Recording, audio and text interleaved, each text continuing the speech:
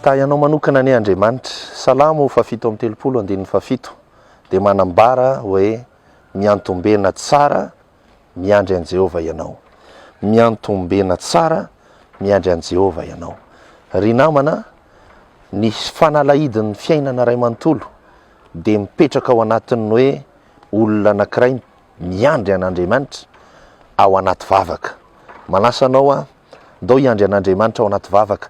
Ninona zavatra andrasanao amin'ny fiainana, ninona zavatra manosika anao tena hitady zavatra be deaibe, hitady vahaolana be deaibe, andao hiandry an'Andriamanitra ao anaty vavaka.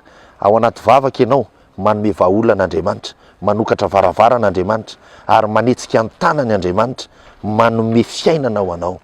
Andao hiandry an'Andriamanitra ao anaty vavaka. Maro tokoa ny zavatra mety hanosika antsika, ampatahotra, hito ambony tany isy foana zany, ampatahotra, ampanahy, ampitaintaina ary mety hanosika anaonao foana mihitsy aza.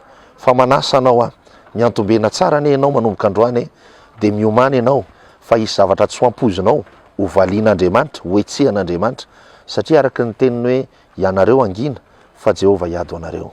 Ho tahinany ianao. Amen.